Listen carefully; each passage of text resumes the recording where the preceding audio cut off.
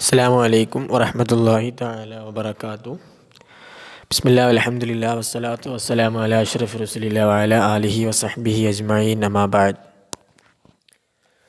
അപ്പോൾ നമുക്ക് ഇന്ന് പഠിക്കാനുള്ളത് മൂന്നാമത്തെ ചാപ്റ്ററായ ഗ്ലിംസസ് ഓഫ് ദി പാസ്റ്റ്, അതായത് കഴിഞ്ഞ കാലത്തെ ദൃശ്യങ്ങളിലേക്ക് കാഴ്ചകൾ എന്നുള്ളതാണ്. കഴിഞ്ഞ കാലങ്ങളിലെ ദൃശ്യങ്ങൾ, കാഴ്ചകൾ എന്നുള്ള വിഷയമാണ് എന്നുള്ള ചാപ്റ്ററാണ്. വളരെ രസകരമായിട്ട് ഒരു ചിത്രകഥയാണ് നമുക്ക് വേണ്ടി ഇവിടെ പറഞ്ഞിട്ടുള്ളത്. അപ്പോൾ വളരെ രസമായിട്ട് കഴിഞ്ഞ നമ്മുടെ ഒരു ചരിത്രത്തെ, അതായത് നമ്മളെ സ്വാതന്ത്ര്യ സമരത്തിലേക്ക്, ഒന്നാം സ്വാതന്ത്ര്യ സമരത്തിലേക്കാണ് ഈ ദൃശ്യങ്ങൾ വിരൽ ചൂണ്ടുന്നത്. 1857 നടന്ന ഒന്നാം സ്വാതന്ത്ര്യം വരെയുള്ള അതെങ്ങനെയാണ് ആ ഒന്നാം സ്വാതന്ത്ര്യത്തിലേക്ക് എത്തിയത് എന്നുള്ളതാണ് ഇന്ന് നമുക്കിവിടെ പഠിക്കാനുള്ളത്. പഠിക്കുന്നത് ഒരു ചിത്രകഥയായിട്ട് അവർക്കിടയിലുള്ള സംഭാഷണങ്ങളൊക്കെ ഇങ്ങനെ ഒരു വിശദീകരിച്ചിട്ട് ബ്രിട്ടീഷും അതുപോലെ തന്നെ അന്ന് ഇന്ത്യയിലുണ്ടായിരുന്ന നേതാക്കളും തമ്മിലുണ്ടായിരുന്ന ആ ഒരു സംഭാഷണമൊക്കെ വിശദീകരിച്ചിട്ടാണ് ഇവിടെ ഈ ഓഥർ, ഈ എന്താ പറയുക, കഥാകൃത്ത് ഇവിടെ ചിത്രകഥ ഒരുക്കിയിട്ടുള്ളത്. അപ്പോൾ നമുക്ക് ആ പാഠഭാഗത്തിലേക്ക് കടക്കാം. ഗ്ലിംസസ് ഓഫ് ദി പാസ്റ്റ്, ഒരു നോക്ക് അല്ലെങ്കിൽ ഒരു കാഴ്ച, ഒരു ദൃശ്യം ഒക്കെ അർത്ഥം. പാസ്റ്റ് എന്ന് പറഞ്ഞാൽ കഴിഞ്ഞ കാലം. Here are some practical glimpses of history of our country from 1757 to 1857. These pictures and speech bubbles will help clarify your understanding of the conditions that led the event known as the First War of Independence in 1850s. അതായത് 1757 മുതൽ 1857 മുതലുള്ള ഒരു ചരിത്രമാണ് ഇവിടെ സൂചിപ്പിക്കുന്നത്. അതുപോലെ തന്നെ ഇത് എന്ത് ചെയ്യും, നിൻ്റെ ഫസ്റ്റ് വാർ ഓഫ് ഇൻഡിപെൻഡൻസ്, അതായത് ആദ്യ സ്വാതന്ത്ര്യ യുദ്ധത്തിലേക്കുള്ള നിൻ്റെ ഒരു കാഴ്ചപ്പാട് വർദ്ധിപ്പിക്കുകയും അത് ക്ലിയർ ആക്കി തരികയും ചെയ്യും. അപ്പോൾ ഇതിൽ ഒന്നാമത്തെ ശ്രദ്ധിക്കുക, ദി മാർട്ടിയേഴ്സ് എന്ന് പറഞ്ഞാൽ ശുഹദാക്കൾ നമ്മൾ പറയില്ലേ, ശുഹദാക്കളായ ആളുകൾക്കാണ് മാർട്ടേഴ്സ് എന്ന് പറയാം. At a function in Delhi, അപ്പോൾ എന്താണ് ഈ ഒരു രംഗം വിശദീകരിക്കുകയാണ്. At a function in Delhi, ഒരു ഡൽഹിയിൽ നടക്കുന്നൊരു ഫങ്ഷൻ ഇങ്ങനെ നടന്നുകൊണ്ടിരിക്കുകയാണ്. അപ്പോൾ അതിലൊരാൾ ഒരു പെണ്ണ് പ്രസംഗിക്കുന്നത് കാണാം. ഹൂ മൈ കൺട്രിമാൻ, എൻ്റെ രാജ്യത്തുള്ള ആളുകളെ, എൻ്റെ രാജ്യവാസികളെ, അല്ലെ രാജ്യത്ത് വസിക്കുന്നവരെ എന്നർത്ഥം.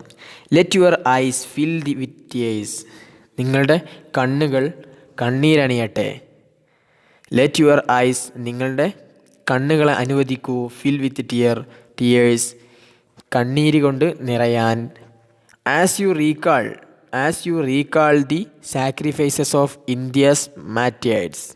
ആസ് യു റീകാൾ, നീ ഓർക്കുന്ന പോലെ, ദി സാക്രിഫൈസസ്, ബലികർമ്മം അല്ലെങ്കിൽ ബലി അർപ്പിച്ചത്, ഓഫ് ഇന്ത്യാസ് മാർട്ടിയേഴ്സ്, ഇന്ത്യയിൽ നിന്നും സ്വാതന്ത്ര്യത്തിന് വേണ്ടി പോരാടി ഷഹീദായ ആളുകളുടെ ബലി നീ ഓർത്തുകൊണ്ട് നിൻ്റെ കണ്ണുകൾ എന്ത് ചെയ്യട്ടെ, നിറയട്ടെ എന്ന് പ്രസംഗിക്കുകയാണ്. ആര്? ഫസ്റ്റ് പാർട്ട് അതാണെന്ത്, ജവഹർലാൽ നെഹ്റുവിനെയൊക്കെ നമുക്കിങ്ങനെ കാണാം.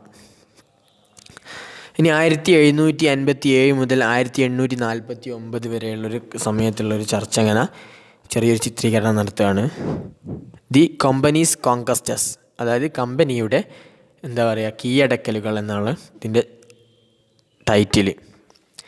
With it is superior weapons, വളരെ വലിയ രീതിയിലുള്ള വളരെ സൂപ്പറായിട്ടുള്ള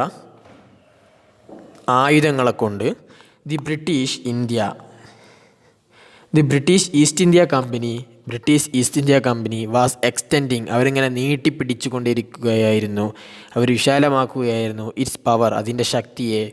ഇൻ 18th century ഇന്ത്യ, 18ാം നൂറ്റാണ്ടിലെ ഇന്ത്യയിൽ അവരുടെ ശക്തി അവരിങ്ങനെ എന്ത് ചെയ്യും, വ്യാപിപ്പിച്ചു കൊണ്ടിരിക്കുകയായിരുന്നു. എക്സ്റ്റെൻഡ് എന്ന് പറഞ്ഞാൽ വ്യാപിപ്പിക്കുക എന്നർത്ഥം.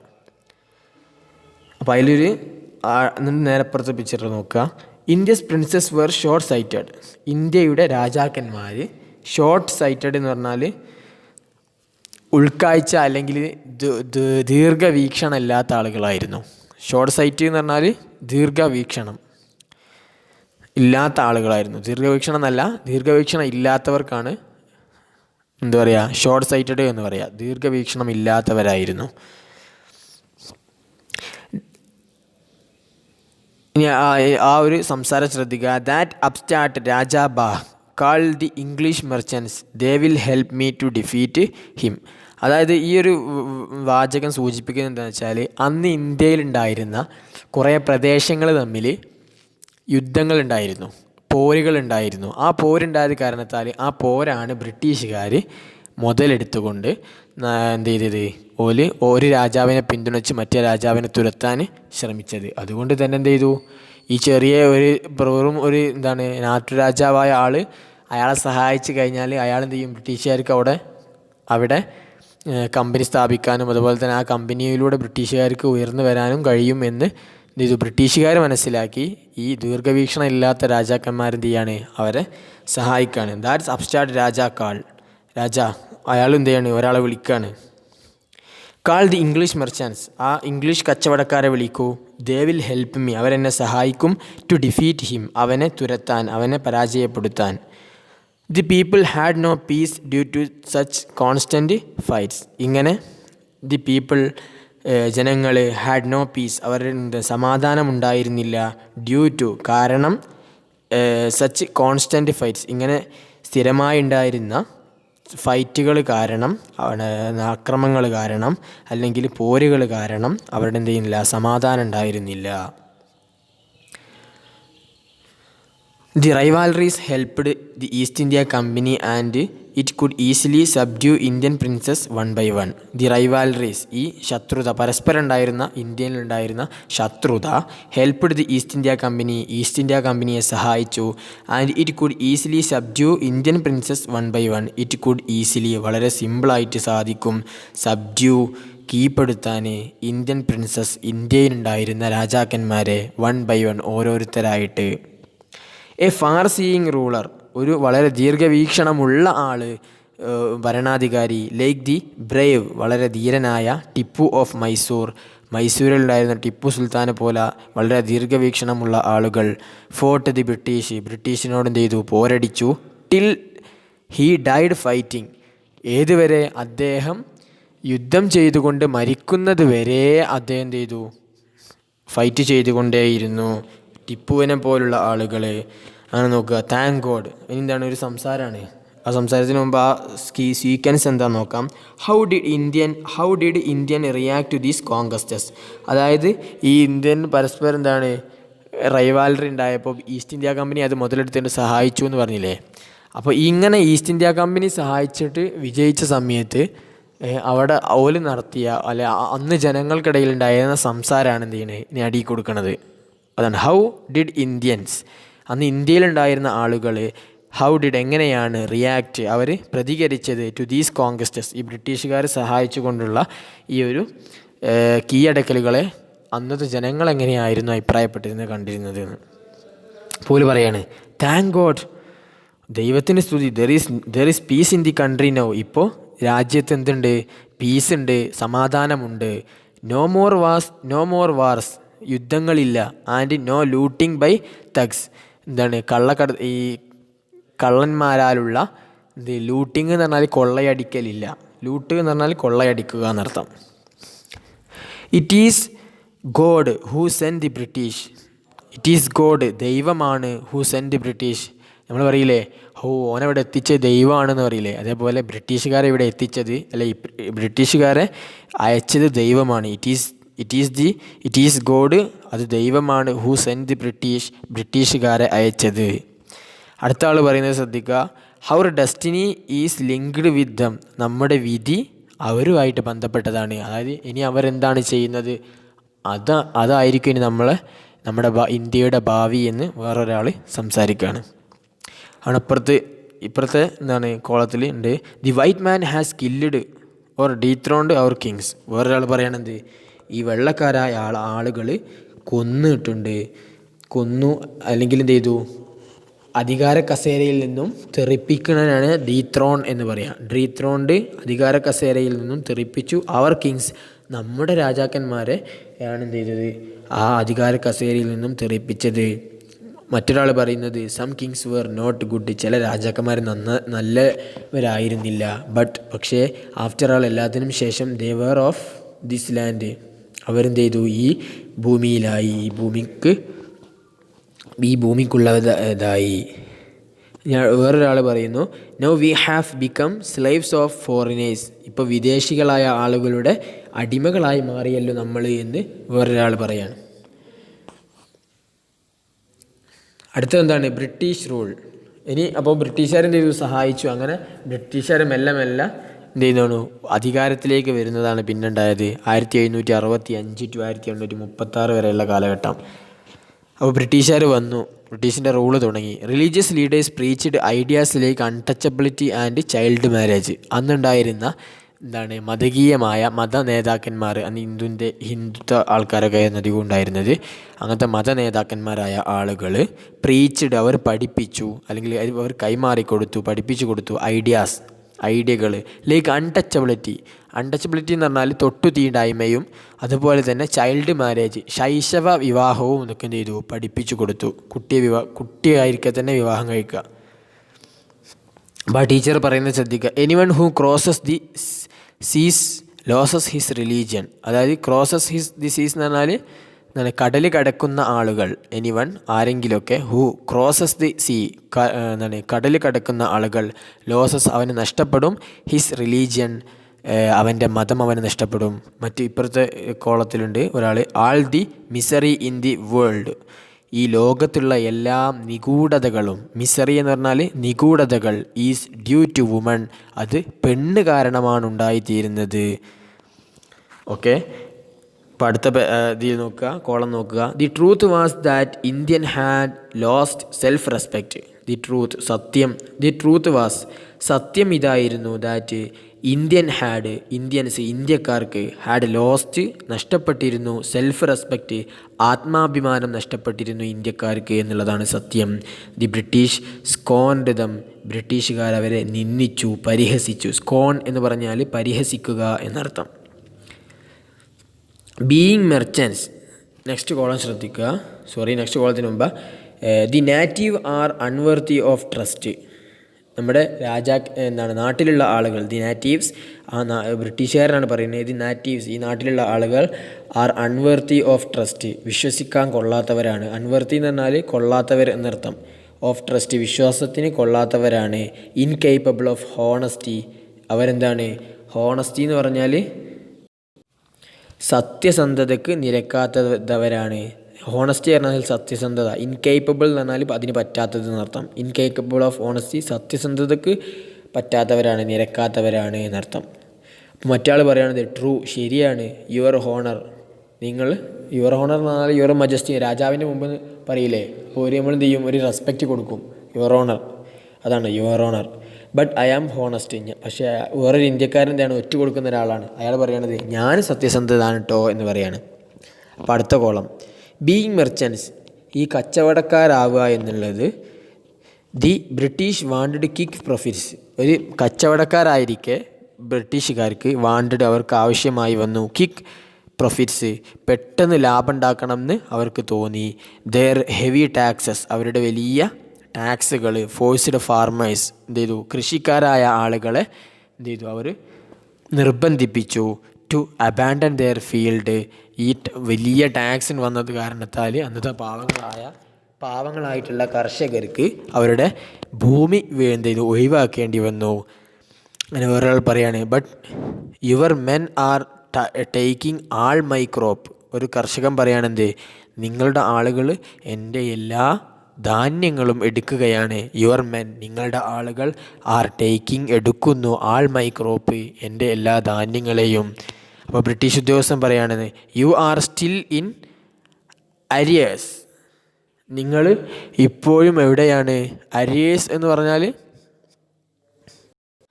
നിങ്ങൾക്ക്, അരിയേഴ്സ് എന്ന് പറഞ്ഞാൽ കുടിശ്ശിക എന്നർത്ഥം. നിങ്ങൾ ഇപ്പോഴും കുടിശ്ശികയിലാണ്, നിങ്ങൾ എന്ത് ചെയ്തില്ല, അടിച്ച് വീട്ടിയിട്ടില്ല. If you don't pay next week, അടുത്ത ആഴ്ച നിങ്ങൾക്ക് അടക്കാനുള്ള ടാക്സ് അടിച്ചിട്ടില്ലെങ്കിൽ I will send you to jail, ഞങ്ങൾ ജയിലിലടക്കും എന്ന് ആണ് ആ ബ്രിട്ടീഷ് ഉദ്യോഗസ്ഥൻ ആ കർഷകനോട് പറയുന്നത്. അപ്പോൾ അടുത്ത ശ്രദ്ധിക്കുക, സ്റ്റിൽ, ഇപ്പോഴും the British invented other methods, British എന്ത് ചെയ്തു, ഇൻവെൻറ്റഡ്, അവർ കണ്ടെത്തി അതർ മെത്തേഡ്സ്, മറ്റുള്ള വഴികൾ, മാർഗങ്ങൾ, which gave them more profits, which എങ്ങനത്തെ മെത്തേഡാണ്, ഗേവ് ദം അവർക്ക് നൽകി, മോർ പ്രോഫിറ്റ്സ് ഒരുപാട് ലാഭം നൽകുന്ന മറ്റു മെത്തേഡുകൾ ബ്രിട്ടീഷുകാർ കണ്ടെത്താൻ തുടങ്ങി. ഇവിടെ ബ്രിട്ടീഷ് ഉദ്യോഗസ്ഥൻ പറയാണ്, ദി ഗുഡ്സ് ചരക്കുകൾ മാനുഫാക്ചേർഡ് ഇൻ ഇംഗ്ലണ്ട്, ഇംഗ്ലണ്ടിൽ നിന്ന് നിർമ്മിച്ച ചരക്കുകൾ should not have any import duty when brought in to India, should not have any import duty, ഒരു എന്താണ് കയറ്റുമതിയുടെ ഒരു ഡ്യൂട്ടിയും, കയറ്റുമതി എന്നാണ് ഇമ്പോർട്ട് എന്ന് പറഞ്ഞാൽ കയറ്റുമതി, എക്സ്പോർട്ട് എന്ന് പറഞ്ഞാൽ എന്താണ് ഇറക്കുമതി, ഇമ്പോർട്ട് എന്ന് പറഞ്ഞാൽ ഇറക്കുമതി, എക്സ്പോർട്ട് എന്ന് പറഞ്ഞാൽ കയറ്റുമതി. Should not have any import, ഒരു ഇറക്കുമതിയും ഇല്ലായിരുന്നു, ഇമ്പോർട്ട് ഡ്യൂട്ടി ഇല്ലായിരുന്നു. When brought in to India, ഇന്ത്യയിലേക്ക് കൊണ്ടുവന്നപ്പോൾ ഇംഗ്ലണ്ടിൽ ഉണ്ടാക്കുന്ന സാധനങ്ങൾക്കൊന്നും എന്താണ് ഇന്ത്യയിൽ ഇറക്കുമതിയില്ല, അത് ഇന്ത്യയിൽ ഇറക്കുന്നില്ല എന്നർത്ഥം. അപ്പോൾ എന്താണ് വേറൊരു ബ്രിട്ടീഷുകാരൻ പറയുകയാണത് എ ഗുഡ് ഐഡിയ, അതൊരു നല്ല ഐഡിയ ആണ്. അത് ഇന്ത്യയിൽ ഉണ്ടാക്കുന്ന സാധനങ്ങൾ തന്നെ എന്ത് ചെയ്യുക, ഇന്ത്യയിൽ ഉപയോഗിക്കുക എന്നുള്ളതായി, ഓൾക്ക് ആവശ്യമുള്ള സാധനങ്ങൾ. അങ്ങനെ അത് East India company's laws, East India കമ്പനിയുടെ നിയമങ്ങൾ ബിഗാൻ, അത് തുടങ്ങി to cripple Indian industries. Cripple എന്ന് പറഞ്ഞാൽ മുടക്കുക എന്നർത്ഥം. ഇന്ത്യയിലുണ്ടായിരുന്ന കമ്പനികൾ എന്ത് ചെയ്തു, മുടക്കാൻ തുടങ്ങി. അതായത് ഇന്ത്യയിലുള്ള സാധനങ്ങളെ ഇന്ത്യയിൽ തന്നെ ഇംഗ്ലണ്ടിൽ നിന്നും ഇമ്പോർട്ട് ചെയ്ത് കൊണ്ടുവരാതെ ഇന്ത്യയിൽ വിൽക്കപ്പെടേണ്ട സാധനങ്ങൾ ഇന്ത്യയിൽ തന്നെ എന്ത് ചെയ്യുക, ഉണ്ടാക്കിയിട്ട് വെക്കുക. അപ്പോൾ ഇന്ത്യയിലുണ്ടായിരുന്ന അന്നത്തെ കച്ചവടക്കാരായ ആളുകൾ എന്ത് ചെയ്തു, ഓൽക്ക് നഷ്ടം പറ്റാൻ തുടങ്ങി. അങ്ങനെ ഈസ്റ്റ് ഇന്ത്യ കമ്പനി എന്ത് ചെയ്തു, വലിയൊരു കമ്പനിയായി വളരും എന്നുള്ള രീതിയിലേക്ക് ആയി മാറുകയാണ്. അപ്പോൾ അടുത്ത് നോക്കുക, ഇനവിറ്റബിളി ഫെമിനിസ് ഫോളോവേഡ്. അങ്ങനെ എന്ത് ചെയ്തു, വളരെ ദാരുണമായിട്ട് എന്ത് ചെയ്തു, ഫെമിനിസ് എന്ന് പറഞ്ഞാൽ ക്ഷാമം, ഫോളോവേഡ് ക്ഷാമം തുടങ്ങി. ബിറ്റ്വീൻ 1822 ആൻഡ് 1836, ഈ 1822 1836 ഇടയിൽ 15 ലക്ഷം ഇന്ത്യക്കാർ ഡൈഡ് ഓഫ് സ്റ്റാർവേഷൻ, എന്താ പറയുക, വിശപ്പ് സഹിച്ച് മരിച്ചു. സ്റ്റാർവേഷൻ എന്ന് പറഞ്ഞാൽ, സ്റ്റാർവ് എന്ന് പറഞ്ഞാൽ വിശപ്പ് കാരണം മരിക്കുന്നതിനാണ് സ്റ്റാർവ് എന്ന് പറയുക. സ്റ്റാർവേഷൻ എന്ന് പറഞ്ഞാൽ വിശപ്പ് കാരണമുള്ള മരണം. അപ്പോൾ എന്ത് ചെയ്തു, വിശപ്പ് കാരണമായിട്ട് എന്ത് ചെയ്തു, 15 ലക്ഷത്തോളം ആളുകൾ ഇന്ത്യയിൽ മരിച്ചുപോയി. ദി ബ്രിട്ടീഷ് പോളിസീസ്, ഈ ബ്രിട്ടീഷ് നിയമങ്ങൾ റിയൂയിൻഡ്, അതെന്ത് ചെയ്തു, നശിപ്പിച്ചു. ദി എക്സ്പേർട്ട് ആർട്ടിസൻസ്, നല്ല കൈത്തൊഴിലാളികളായ ആളുകൾ. ആർട്ടിസൻസ് എന്ന് പറഞ്ഞാൽ കൈത്തൊഴിലാളികൾ, കൈത്തൊഴിലാളി. ഈ എക്സ്പേർട്ട് എന്ന് പറഞ്ഞാൽ നല്ല നിപുണനായ കൈത്തൊഴിലാളികളെ നശിപ്പിച്ചു ഈ ബ്രിട്ടീഷ് നിയമങ്ങൾ. അന്ന് ഇന്ത്യയിലുണ്ടായിരുന്ന ഒരുപാട് നല്ല ഇവരുണ്ടായിരുന്നു, അവരൊക്കെ നശിപ്പിച്ചു. ആൻഡ് ദെയർ ബിസിനസ്, ഈ നല്ലവരായ കൈത്തൊഴിലാളികളെ ബിസിനസ്സും അന്നത്തെ ബ്രിട്ടീഷുകാർ നശിപ്പിച്ചു. അപ്പോൾ അടുത്ത് നോക്കുക, റാം മോഹൻ റോയ് ഇന്ത്യയിൽ വന്ന ഒരു വലിയ പ്രധാനിയായ ഒരു സ്വാതന്ത്ര്യ സമര സേനാനിയായിരുന്നു. ഫസ്റ്റ് കാലത്തിനുള്ള ആളാണ്. അപ്പോൾ അദ്ദേഹത്തെക്കുറിച്ച് നോക്കുക. അയാൾ 1772 to 1833 കാലഘട്ടം. Ram Mohan Roy, a learned man from Bengal. A learned man എന്ന് പറഞ്ഞാൽ വളരെ പഠിച്ച വിദ്യാഭ്യാസമുള്ള ആൾ ആണ്. ഫ്രം ബംഗാളിൽ നിന്നുള്ള. Understood what was wrong with the country, എന്താണ് രാജ്യവുമായി സംബന്ധിച്ചിട്ടുള്ള തെറ്റായ കാര്യം എന്ന് അദ്ദേഹം മനസ്സിലാക്കി. അണ്ടർസ്റ്റുഡ്, അദ്ദേഹം മനസ്സിലാക്കി. വാട്ട് വാസ്, എന്തായിരുന്നു, റോങ് വിത്ത് ദി കൺട്രി, രാജ്യവുമായിട്ട് തെറ്റായിട്ട് സംഭവിക്കുന്നത് രാജ്യത്ത് എന്താ തെറ്റ് സംഭവിക്കുന്നത് എന്ന് അദ്ദേഹം മനസ്സിലാക്കി. തെറ്റെന്താ സംഭവിക്കുന്നതെന്ന് വെച്ചാൽ ബ്രിട്ടീഷുകാർ അവരെന്ത് ചെയ്യാണ്, ഇന്ത്യയുടെ മേൽ ആധിപത്യം ചെലുത്തി തുടങ്ങി എന്ന് അദ്ദേഹം എന്ത് ചെയ്തു, മനസ്സിലാക്കി. എന്നിട്ട് അദ്ദേഹം പറയുന്നത് ശ്രദ്ധിക്കുക. Let's not despise ourself, നമ്മൾ സ്വന്തം നിന്ദ്യരാവാൻ പാടില്ല. ഡെസ്പൈസ് എന്ന് പറഞ്ഞാൽ നിന്ദ്യരാവുക എന്നർത്ഥം. Let's not despise ourselves, നമ്മൾ സ്വന്തമായിട്ട് നിന്ദ്യരാവാൻ പാടില്ല. അവർ ആൻഷ്യൻ്റ് കൾച്ചർ, നമ്മുടെ പഴയകാല സംസ്കാരം ഈസ് ഗ്രേറ്റ്, അത് വളരെ വലുതാണ്. And we are capable of greater achievement, we are capable നമുക്ക് സാധിക്കും, നമ്മളെന്താണ് അർഹരാണ്, ഓഫ് ഗ്രേറ്റർ അച്ചീവ്മെൻറ്റ് വലിയ നേട്ടങ്ങൾക്ക് കഴിയുന്നവരാണ് നമ്മൾ. വി മസ്റ്റ് നമ്മൾ എന്തായാലും ഫസ്റ്റ് റിഫോം അവർ സൊസൈറ്റി, നമ്മുടെ സൊസൈറ്റി എന്ത് ചെയ്യണം, പുനരുജ്ജീവിപ്പിക്കണം. റിഫോം എന്ന് പറഞ്ഞാൽ പുനരുജ്ജീവിപ്പിക്കുക എന്നർത്ഥം. അതായത് എന്താ പറയുക, ഉയർച്ചയിലേക്ക് കൊണ്ടുവരിക, ഒരു ഉയർത്തെഴുന്നേൽപ്പിക്കണം നമ്മുടെ സമുദായത്തെ. Superstitions have been ruining us a, superstition എന്ന് പറഞ്ഞാൽ സൂപ്പർസ്റ്റിഷ്യൻ അന്ധവിശ്വാസം എന്നറിയില്ലേ, അതാണ് സൂപ്പർസ്റ്റിഷ്യൻസ്. ഈ അന്ധവിശ്വാസങ്ങൾ ഹാവ് ബീൻ റൂയിനിങ് അസ്, അത് നമ്മളെ നശിപ്പിച്ചു കൊണ്ടേയിരിക്കുകയാണ്. എന്നുള്ള അടുത്ത കോളം നോക്കുക. He hold his wife Uma, അദ്ദേഹം പറഞ്ഞു ഹിസ് വൈഫ്, അദ്ദേഹത്തിൻ്റെ ഭാര്യയോട്, ഉമയോട് എന്താ പറയണത്, കൗസ് ആർ, ഈ പശുക്കൾ എന്ന് പറഞ്ഞാൽ cows are of different colours, ഈ പശുക്കൾ വ്യത്യസ്ത കളറുകളിലാണ്. But the colour of their milk, പക്ഷേ അവരുടെ പാലിൻ്റെ നിറം എന്ന് പറഞ്ഞാൽ ഈസ് ദി സെയിം, അത് എല്ലാ പശുവിൻ്റെയും സെയിം ആണല്ലോ. ഡിഫറെൻറ്റ് ടീച്ചേഴ്സ്, അപ്പോൾ ഈ വ്യത്യസ്തരായ അധ്യാപകന്മാർ ഹാവ് ഡിഫറെൻറ്റ് ഒപ്പീനിയൻസ്, ഈ വ്യത്യസ്തമായ അധ്യാപകന്മാർക്ക് വ്യത്യസ്തമായ അഭിപ്രായങ്ങളായിരിക്കും. പക്ഷേ but the essence of every religion, പക്ഷേ ഏതൊരു മതത്തിൻ്റെയും സത്ത എന്ന് പറഞ്ഞാൽ ഈസ് ദി സെയിം, അത് സെയിം ആയിരിക്കും. അപ്പോൾ മതത്തിൻ്റെ അധ്യാപകർ അവരെന്തായിരിക്കും, വ്യത്യസ്ത അഭിപ്രായമുള്ള ആളുകളായിരിക്കും. പക്ഷേ ആ മതത്തിൻ്റെ കാര്യം പറയുന്ന സമയത്ത്, അല്ലെങ്കിൽ മതത്തിൻ്റെ കാര്യത്തിൽ അവരെന്തായിരിക്കും, അല്ലെങ്കിൽ മതത്തിൻ്റെ എസൻസ്, മതത്തിൻ്റെ സത്ത എന്ന് പറഞ്ഞാൽ അത് ഒന്നായിരിക്കുമെന്ന് അദ്ദേഹം പറയാണ്. അടുത്ത കോളം നോക്കുക. He was attracted by science and modern knowledge, അദ്ദേഹമായിരുന്നു അട്രാക്റ്റഡ് ആകർഷിക്കപ്പെട്ടിരുന്നു, ബൈ സയൻസ് ശാസ്ത്രത്താലും, ആൻഡ് മോഡേൺ നോളജ് ആധുനിക വിദ്യയാലും അദ്ദേഹം ചെയ്തിരുന്നു, ആകർഷിക്കപ്പെട്ടിരുന്നു. എന്നിട്ട് അദ്ദേഹം പറയാണ് നോളജ്, ഈ അറിവ് എന്ന് പറഞ്ഞാൽ ഷുഡ് ബി പ്രാക്ടിക്കൽ, അത് പ്രായോഗികമായിരിക്കണം, ആൻഡ് സയൻറ്റിഫിക് ശാസ്ത്രീയവുമായിരിക്കണം. ഈ കോളത്തിൻ്റെ അടിയിൽ ഹി സ്റ്റാർട്ടഡ് ന്യൂസ് പേപ്പേഴ്സ്, അദ്ദേഹം ചെയ്തു ന്യൂസ് പേപ്പറുകൾ, പത്രങ്ങൾ തുടങ്ങി. ബട്ട് ദി സസ്പീഷ്യസ് ബ്രിട്ടീഷ്, ഈ സംശയിച്ച ബ്രിട്ടീഷുകാർ സ്റ്റോപ്പ്ഡ് ദം, അവരെന്ത് ചെയ്തു, നിർത്തിപ്പിച്ചു. ഇൻ 1823, 1823. അങ്ങനെ ഹി ക്രോസ്ഡ് ദി സീസ്, അങ്ങനെ എന്ത് ചെയ്തു, അവർ കടൽ കടന്നുപോയി. ആൻഡ് വെൻ ടു ഇംഗ്ലണ്ട്, ബ്രിട്ടീഷുകാരുടെ നാടായ ഇംഗ്ലണ്ടിലേക്ക് അദ്ദേഹം പോയി, Ram Mohan Roy. To see what made the British powerful, to see അദ്ദേഹത്തിന് മനസ്സിലാക്കാൻ, അദ്ദേഹത്തിനെ കാണാൻ, വാട്ട് മെയ്ഡ് എന്താണ് ആക്കിയത്, ദി ബ്രിട്ടീഷിനെ എന്താണ് ആക്കിയത്, പവർഫുൾ ബ്രിട്ടീഷുകാരെ ഇത്ര ശക്തരാക്കിയത് എന്താണ് എന്ന് കാണാൻ അദ്ദേഹം കടൽ കടന്ന് ഇംഗ്ലണ്ടിലേക്ക് പോയി. ദർ ഹി ടോൾഡ് ദം, അവിടെ വെച്ചിട്ട് എന്ത് ചെയ്തു, ഇംഗ്ലണ്ടുകാരായ നേതാക്കന്മാരോട് അദ്ദേഹം പറയണത്, V accept U as rulers, ഞങ്ങൾ സ്വീകരിക്കുന്നു, നിങ്ങളെ ആസ് റൂളേഴ്സ്, റൂളർമാരായിട്ട്, അതായത് ഭരണകർത്താക്കളായിട്ട് ഞങ്ങൾ നിങ്ങളെ സ്വീകരിക്കുന്നു. And you must accept us, പക്ഷേ നിങ്ങൾ എന്ത് ചെയ്യണം, ഞങ്ങളെയും സ്വീകരിക്കണം. യു മസ്റ്റ് അക്സെപ്റ്റ്, നിങ്ങൾ എന്തായാലും സ്വീകരിക്കണം, ആസ് ഞങ്ങളെയും, ആസ് സബ്ജക്റ്റ് പ്രജകളായിട്ട് ഞങ്ങളെയും എന്ത് ചെയ്യണം, കാണണം. ഒരു പ്രജകളല്ലാത്ത വേറൊരു മൃഗങ്ങളെ പോലെ കണ്ട് ഞങ്ങളെ കൊന്നുകളയുന്ന ഒരു രീതി നിങ്ങൾ മാറ്റണം. സബ്ജക്ട്സ് എന്ന് പറഞ്ഞാൽ പ്രജകളായിട്ട്. ബട്ട് യു മസ്റ്റ് റിമെമ്പർ, നിങ്ങൾ എന്തായാലും ഓർക്കണം, ദി റെസ്പോൺസിബിലിറ്റി, ഉത്തരവാദിത്ത ബോധം കുറിച്ച് നിങ്ങൾ ഓർക്കണം.